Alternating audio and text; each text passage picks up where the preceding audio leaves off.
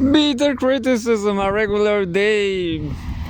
Just reading, waiting for Timur Fomenko. Anatoly Fomenko's nephew, I guess. ChatGPT told me Fomenko surname is pretty common in Russia, so they are not so important.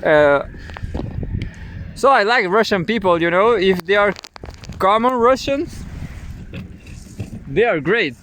Timur Fomenko and Anatoly Fomenko, definitely.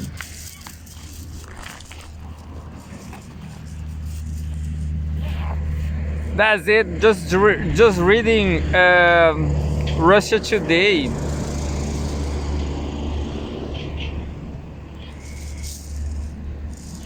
Russia Today. Just 1 second. I had a problem here on Instagram. Anyway, forget about Instagram. But I guess there's content on Instagram too. I'm not sure if Russia Today is on Instagram. But here we are. Russia Today. I forgot now what I want to read. Maybe about France. Let's see something about, because I don't understand what happened in France. There's nothing about I'm going to read this about alcohol. World biggest alcohol market revealed. Get this from this very day. World's biggest alcohol market revealed. China has topped the World Spirits Alliance rating with sales worth 215 billion. Yeah. Alcohol is great, but definitely destroy your brain. Alcohol definitely destroy your liver and your brain and yourself. Alcohol destroys you. China led the way in global alcohol sales in 2022. A new study by the World Spirit Alliance, WSA, has found overall the spirits industry contributed $730 billion to global GDP and supported 36 million jobs worldwide, the WSA said. Tommy! Aqui, ven. Tommy! Ven! Tommy!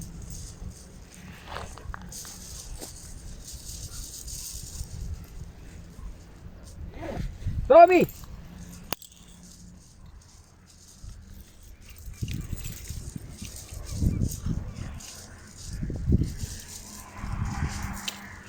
Tommy!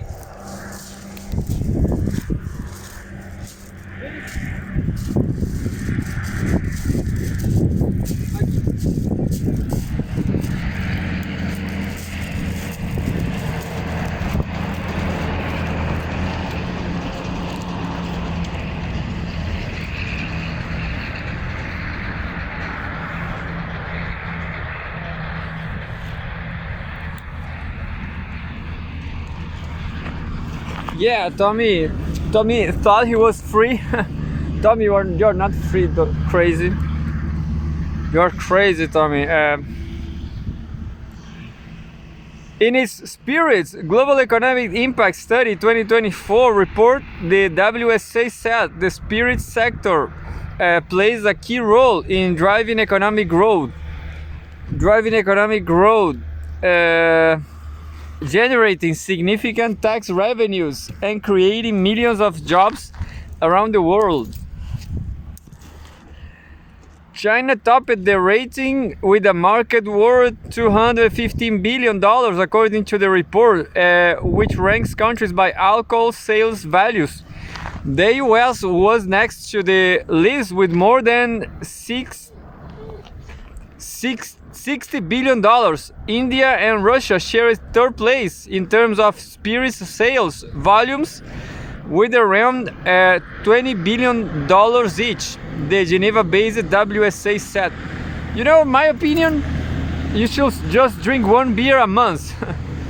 Just one beer a month, because if you drink more than one beer a month, you will not get drunk, you know. You will be destroyed, but not drunk, you know. You will not enjoy the drunkenness. Yeah, so just one beer a month. Just to change your mind.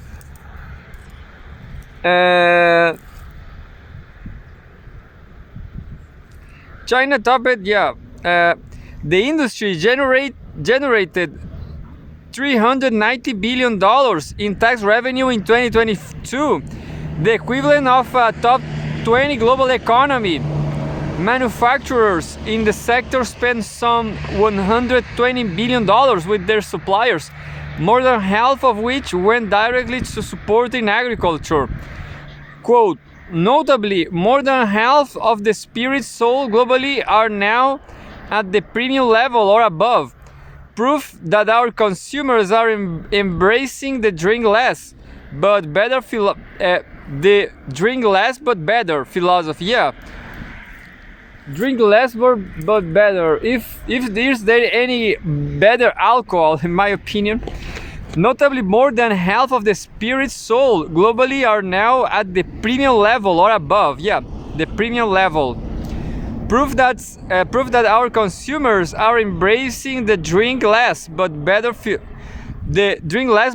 philosophy. Philippe Chaus, CEO of Moet Hennessy and president of the WSA, noted. Helen Medina, CEO of the WSA, stressed the significant economic impact the spirits sector has worldwide, adding that the report provides an important reminder of what a success story the global spirits sector is at a time of rising trade tensions. Yeah, rising trade tensions. You know, I don't know what is a spirit. I know a spirit is a spirit, like a ghost, but I don't know what that means in the drinking world. Spirit, alcohol. Yeah, Google Translate don't know neither. Anyway, I want to know something about France.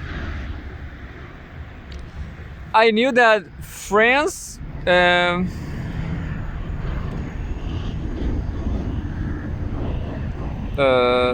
Prime Minister Macron accepts resignation of France Prime Minister.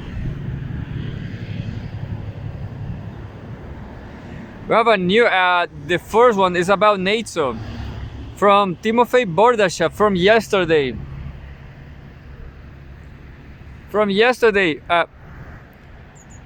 Here's why NATO no longer works.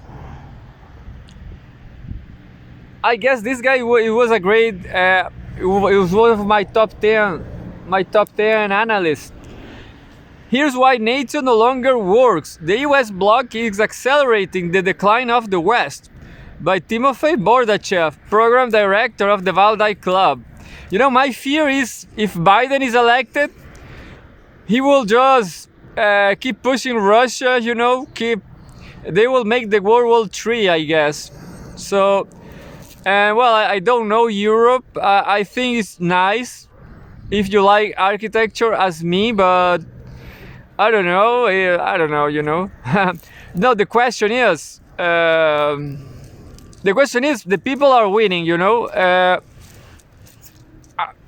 Peoples around the world are winning. I mean, with technology, with the internet, with the BRICS, you know, people are winning.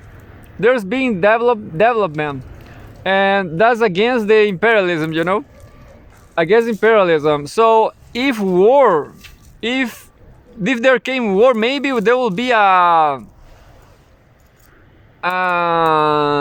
that will be going for backwards. You know, there will be a lot of fascism. There will be more war.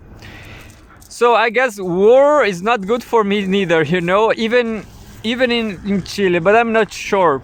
So that's why I make a lot of videos about against Biden. History has seen many military alliances, but none has ever had such a clear imbalance as NATO. When it comes to security of the bloc's strongest country, the capabilities of other members are of negligible importance. The arrival of nuclear weapons has freed the powers with significant atomic stockpiles from seeing coalition partners as a necessity rather than a choice. This ultimately defines the dynamic of any alliance they lead. NATO, which has just celebrated its 75th anniversary at a summit in Washington, has created for two reasons. The first was to prevent serious internal political changes in its member states and the spread of communism in the countries of Western Europe and Turkey. After the end of the Cold War, membership of the bloc was seen as a safety net for the new authorities in Eastern Europe and the Baltics. Ukrainian nationalists viewed joining NATO as the best way to permanently deprive the country's Russian-speaking population of the ability to determine its own destiny. Secondly, NATO's job was to turn Western European countries into an American bridgehead in case of a direct confrontation with the USSR. For this purpose, infrastructure was created and procedures for deploying American forces in Europe were set in place. NATO has generally been successful at both tasks. This was especially the case when America and its allies were attractive to developing countries that wanted to solve their socioeconomic problems by joining the global market economy. The West could offer them investment and technology in exchange for shunning its strategic adversary in Moscow. But this most cohesive and well-armed military bloc is now on the wrong side of history.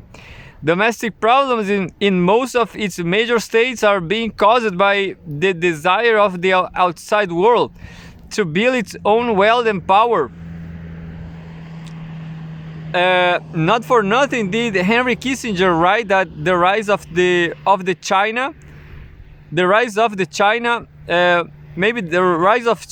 was far more significant than the unification of Germany and the end of the Cold War. Following in China's footsteps, India, while relying on Western investment and technology, is defiant towards the US. Meanwhile, the West has a dozen other countries whose combined population is much larger than that of North America and Western Europe, breathing down its neck. The ill-considered expansion of the space under the alliance's control has led to the need to confront very difficult questions in the face of the possibility of mass mobilization. To balance the books, NATO elites will have to impoverish their own citizens for a long time to come. Some members of the bloc, such as the UK, are moving in its direction quite rapidly. Others are having a harder time selling the new reality, such as Germany and France. It seems the inability of the elites to solve basic economic problems will in itself prepare nations for real war hysteria, as has already happened in Finland, which never found a niche in which to thrive after the Cold War. Yeah, but I didn't get the previous why NATO they need to impoverish. I guess just to make this hysteria, they are impoverishing the masses. Masses, they are very stupid. I don't know what Mursi is doing. Well, Uh, Maybe Mursi is biting a corpse of a bird, something. It seems the ability of elites to solve, yeah. So yeah, maybe they are neoliberalism. Maybe neoliberalism, that's their purpose, impoverish people, to people get angry. As people, they are stupids. They will blame China. I know. Yeah, they will blame China. Anyway, until the goals are achieved, the West's response to the challenges it faces will be reduced to maneuvering on both the military, diplomatic, and domestic fronts. In the first case, there is a lack of resources. In the second, there is a shortage of breakthrough ideas. The transfer of priorities in the economic and social structure to the military will, of course, help to restore the position of the industrial sector to some extent and even create additional jobs. But it is by no means certain to succeed, because this will require a complete restructuring of the system of income distribution. For now, the West still has the resources to go with the flow, but there is no knowing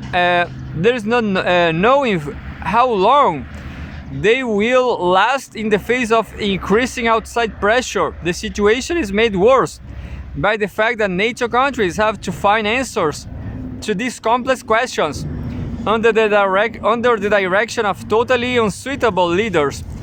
This, many observers rightly believe, is the main threat now emanating from the West.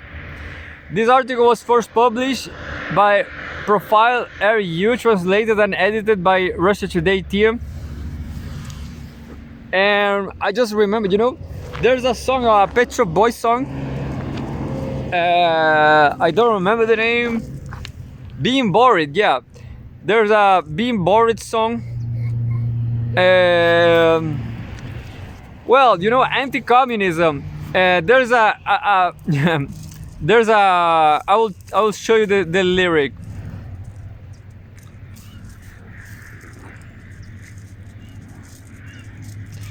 The lyric says. The lyric says something. Something about opportunities. Opportunities about.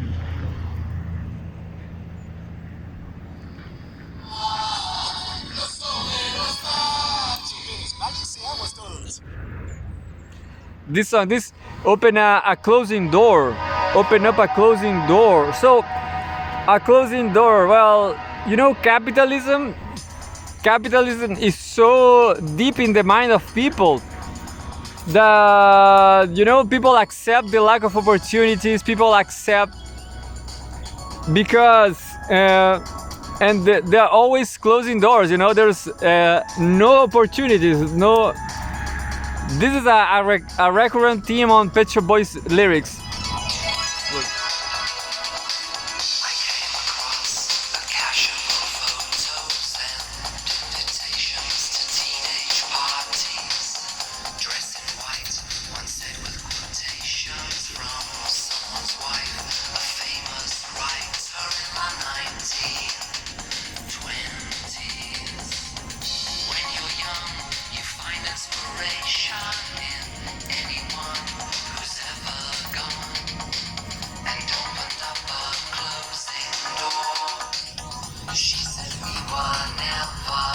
The Pet Shop Boys were so under trouble to survive, they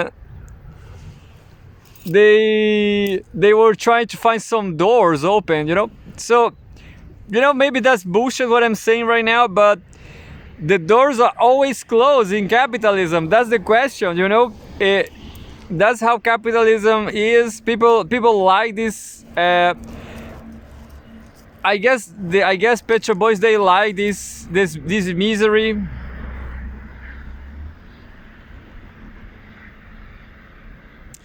And that's it for Russia Today.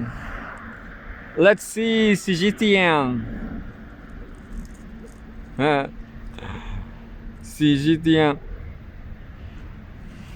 Let's see if they are telling something about, I don't know. Yeah, this is just a regular show. Chinese foreign minister says cooling down Ukraine situation is the most Chinese people are talking about Ukraine. Look.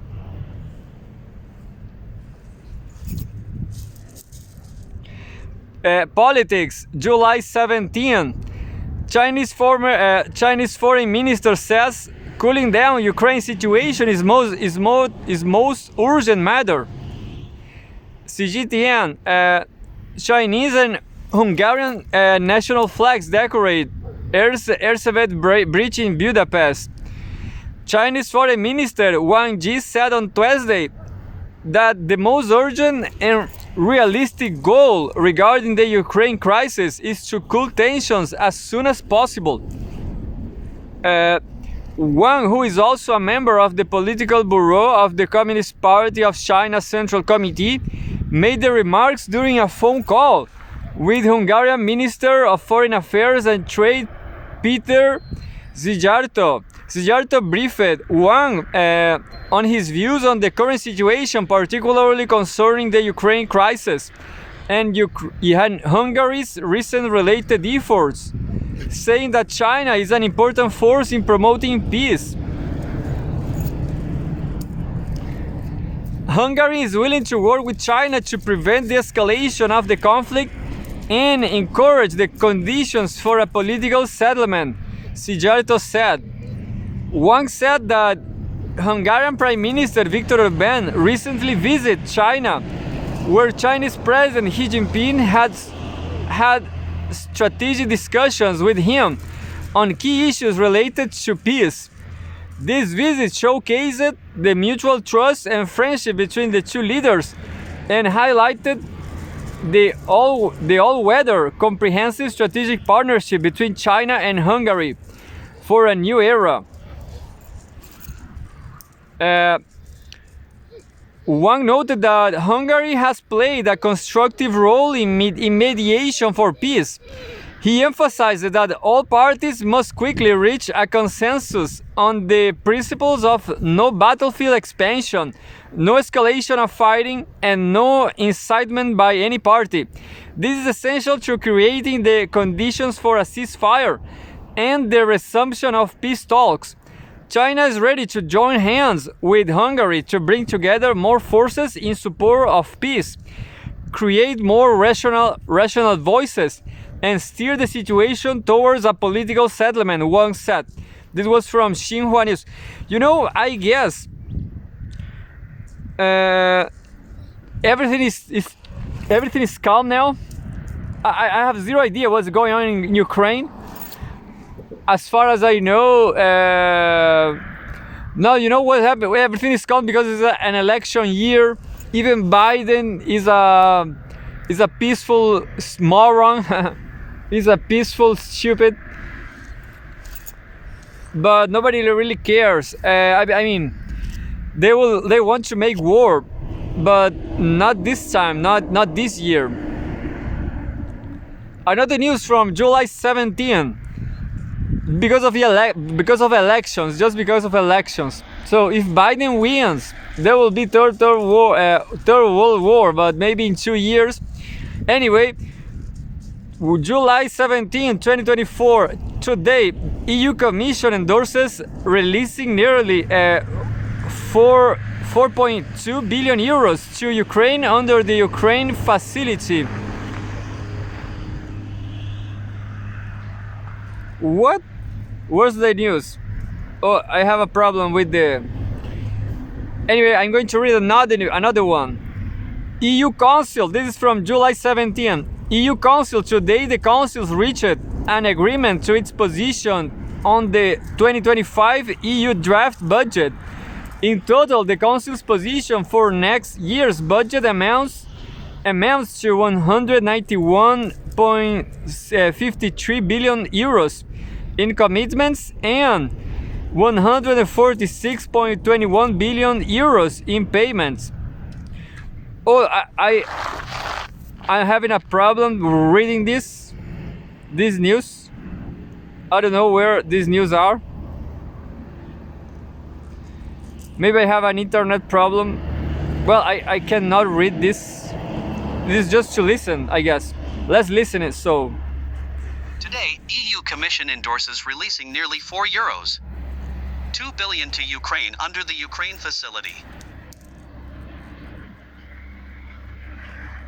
well, I guess there's no text. CGTN, just headlines. CGTN, just headlines. Cooling down Ukraine situation is more urgent. China suspends arms control, no proliferation consultations with the US. Israel. I don't read Olympics. What's that? Yeah, let's read. I hope there's text here. Yeah, there's a text here. Let's listen. This is a video actually. Of 6 8K ultra high definition live broadcast vans from the China Media Group have arrived in Paris. The vehicles arrived at the Stade de France on Tuesday to begin preparations to bring CMG's Olympic coverage live to the world. This makes Paris 2024 the first Summer Olympics in history with an 8K ultra high definition public broadcast signal. Overseas Chinese and local residents expressed excitement as the vans drove past iconic French landmarks en route to the stadium. I was so thrilled when I saw the red CMG trucks coming with Beijing license plates. I feel China is really strong. It's very good. C'est une belle surprise. This is a beautiful surprise. Our Chinese friends have come to Paris to promote the city as the focus of world sports during the Olympics. This is wonderful. CMG's broadcast trucks have passed by the Eiffel Tower, Champs-Élysées, Arc de Triomphe and more. We're thrilled. This is fantastic. Thank you very much. And we can listen the text too. Look. Olympics, CMG broadcast vehicles arrive in Paris. A fleet of 6 8K ultra-high-definition live broadcast vehicles from China Media Group, CMG, has arrived in Paris. The vehicles arrived at the Stade de France on Tuesday to begin preparations to bring CMG's Olympic coverage live to the world. This makes Paris 2024 the first Summer Olympics in history with an 8K ultra-high-definition public broadcast signal. Overseas Chinese and local residents expressed excitement as the vans drove past iconic French landmarks en route to the stadium. I was so thrilled when I saw the red CMG trucks coming, with Beijing license plates. Thrilled. I felt China is really strong. It's very good, said Li Jia, a Chinese student in France. Paris resident Yagi Hami thinks this is a beautiful surprise. Our Chinese friends have come to Paris to promote the city as the focus of world sports during the Olympics. This is wonderful. CMG's broadcast trucks have passed by the Eiffel Tower, Champs-Élysées, Arc de Triomphe, and more. We are thrilled. This is fantastic. Thank you very much, he said. So yeah, China is covering the Olympic Games. CMG, this is a TV channel. That's it. So everything is in peace now because of the election year.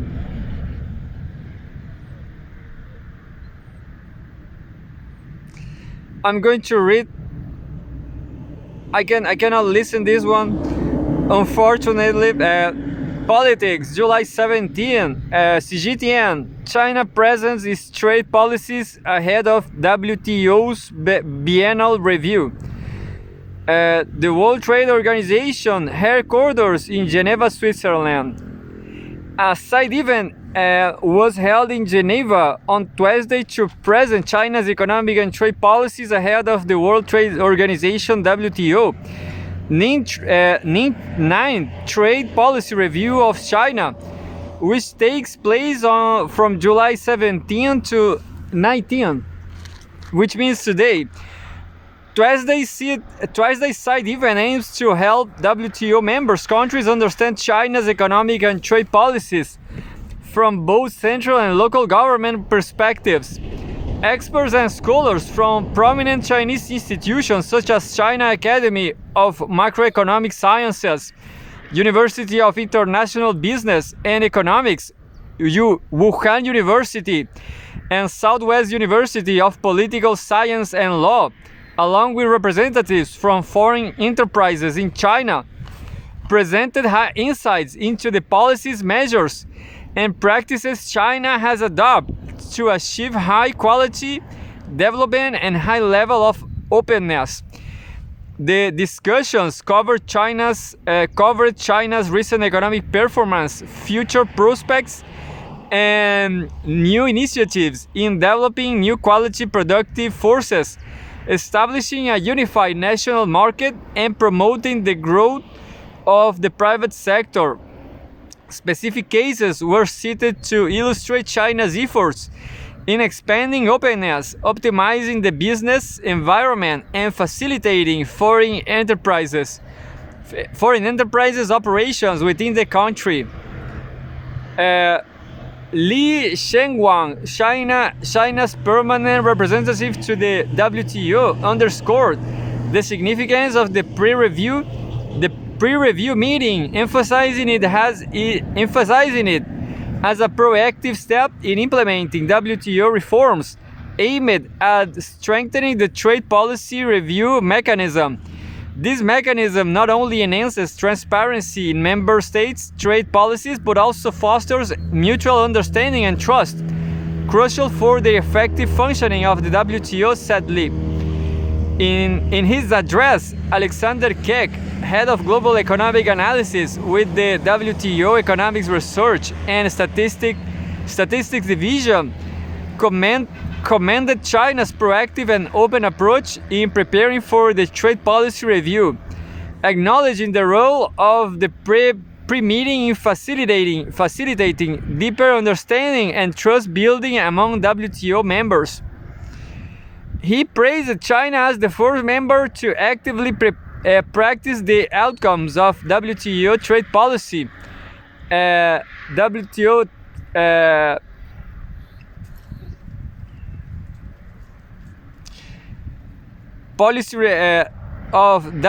trade policy review mechanism reforms, underscoring its pivotal role in promoting member participation and interactive dialogue. Under the WTO rules, members ranked among the world's top 4 in terms of trade volume have to undergo a review every 2 years. The trade policy review serves as a vital transparency mechanism for members to raise questions and express concerns regarding each other's trade policies, ensuring clarity on policy directions and commitment in implementation. Yeah, but you know, I'm going back to Russia Today because there was an interesting news from yesterday, I guess. It was about the risks of, I don't remember now, this suspicious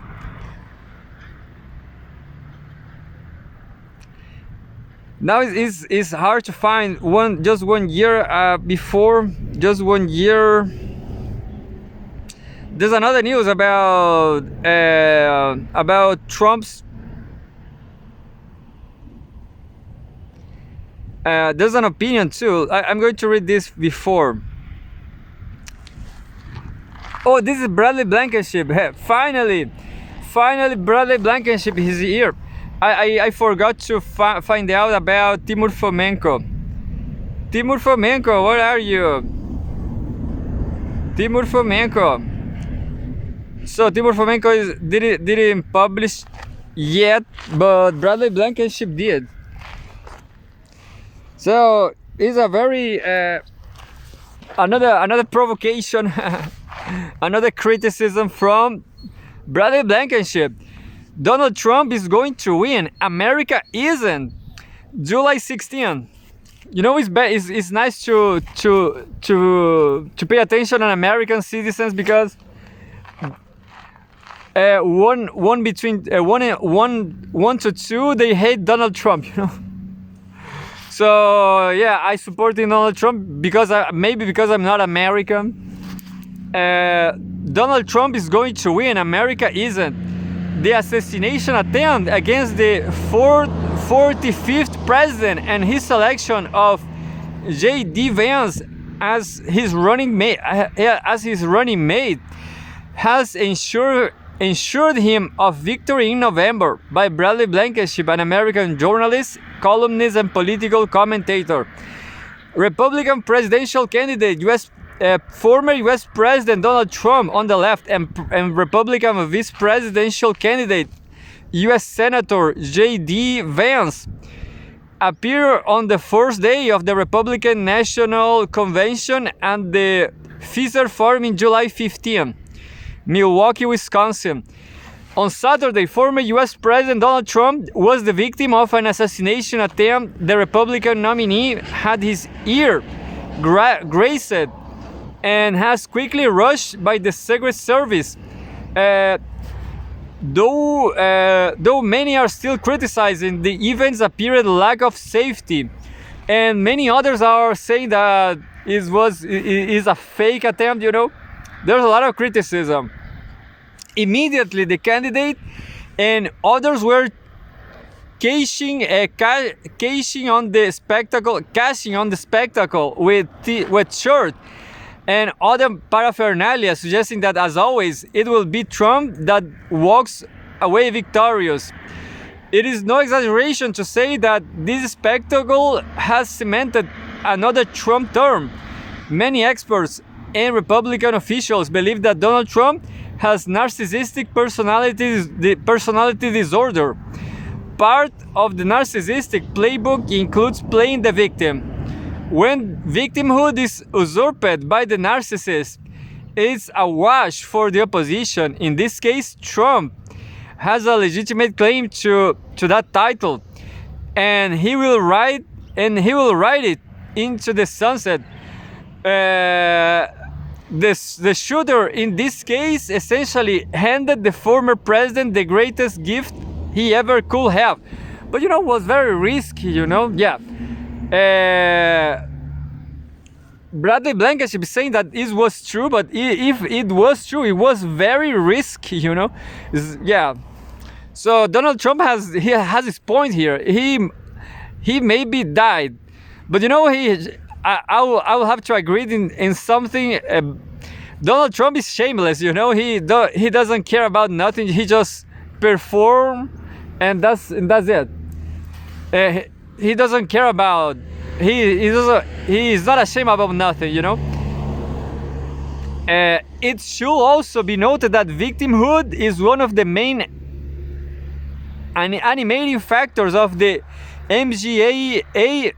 MAGA movement, MAGA movement. Trump and the current Republican Party are leading into this energy, particularly white victimhood, to establish a politics that seeks to level the playing field for a previously unseen faction of rural white people that have lost out on opportunities as a result of globalization. Yeah, the rednecks, the rednecks. Trump's decision is picking Ohio Senator J.D. Vance as his running mate on Monday was a reflection of this strategy. As a newly minded Cincinnati resident like Vance, the feeling is the city's palpable. Southern Ohio is a battleground of burgeoning political and social attitudes. Many parts of the country are leaning into the utter destruction of community and egalitarian rules and egalitarian values, while others, particularly the younger generation, are embracing them. At the same time, when racial strife and mass shootings are increasing, people are yearning for innocence and a connection to a higher purpose.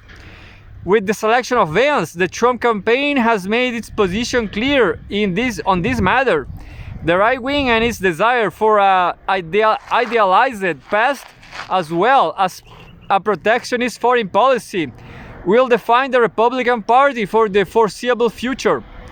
The Democratic Party, as it is inclined to do, is stuck in a politics that does not fit the current zeitgeist, evidenced by the candidacy of incumbent President Joe Biden, an 81-year-old. Biden's lack of energy, charisma, and general inspiration are indicative of the failure of current democratic politics, as is the party's failing effort to suppress the emergence of its progressive flank. At the outset of this current presidential race, I made the comment on numerous occasions that the disunity of the Republican Party will set it up for failure. These mistakes have clearly been corrected. And well, Milou is chasing a bird. These mistakes have clearly been corrected. The GOP has long been the superior party in terms of resources, organization, and ideological unity. It has now produced a nascent politics that will yet again obliterate the decorum that had long defined American politics. I'm not seeing nothing. Is a dog there? I want a beer. Growing calls for within the Democratic Party to replace Biden, while entirely warranted, are a sure sign that the race is already over.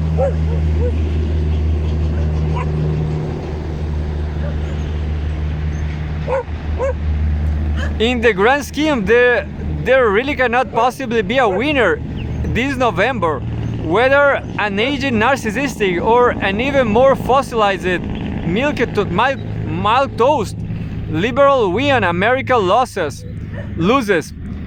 Joe Biden's political program have failed to inspire the country to the degree needed to ward off the malignant influence of Donald Trump. Trump's pride, symbolic of the pride of a major swath of the country, will catch up to him and usher in untold suffering of the nation. Why? It is such an inevitably as to have long been understood in Christian and Islamic lore as one of the 7 deadly sins, deadly to an eternity hell. What is the sin? Pride. Yeah, maybe, yeah. No, I don't agree with Bradley Blankenship. It's just politics, A politician should be a character, just like Trump. If Trump is sad, well, Trump will be sad, If Trump has pride, Trump should be pride. It's just like that, It's very straightforward. Just like he's criticizing Biden because Biden is unexpressive, or Olaf Scholz, let's say, they are very serious people, People don't like that. In my opinion, in politics, maybe in Nordic politics that works, but in the rest of the world, it's better to be like Donald Trump, Lula, and so on. To be very, it's better to be expressive, Anyway, as Charles Bukowski wrote in Lost, from his 1974 burning in water, drowning in flame, those who escape hell, however, never talk about it, and nothing much bothers them after all.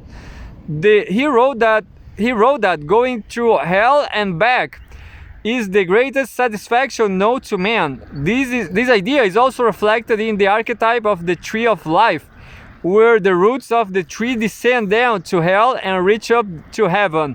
The path to the gates of salvation, as it is stated clearly by the Bible, through Jesus' death and resurrection, are met through hell.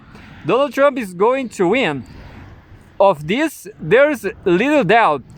his pride, which we may consider to be America's collective pride, will send the nation to hell. Yeah, John, this is true. But the America's collective pride, because a politician is just a performer, a politician, it doesn't matter. It doesn't matter if he is a politician, is a multimillionaire like Donald Trump. Doesn't matter. It's just a people performing. A politician should be a character, and politicians should perform this character forever, forever, no matter what. That's it. Donald Trump is going to win. Of this, little is doubt. His pride, which we may consider to be America's collective pride, will send the nation to hell. Yet, at the end of this tortuous experience, is the opportunity to find a better and higher state through the symbolic death and rebirth of our collective psyche. How exactly this will pay out is anyone's guess. I'm not a specialist on Donald Trump. And that's it, There's no time for... Next time I'm going to read Pepe Escobar. I'm pretty sure he's publishing too. I miss Timur Fomenko, as is my favorite. But in this very case of Bradley Blankenship, I'm not a Trump specialist, unfortunately. Fortunately, I'm not a Biden specialist, because such a pain in the ass too. My opinion, these people are cynic, the Democrats are, then there's no word on study them, because they're always lying. All his organization is a lie. Well, and being optimistic, Trump is trying to do the best for his country in the hotel and resort and pleasure field.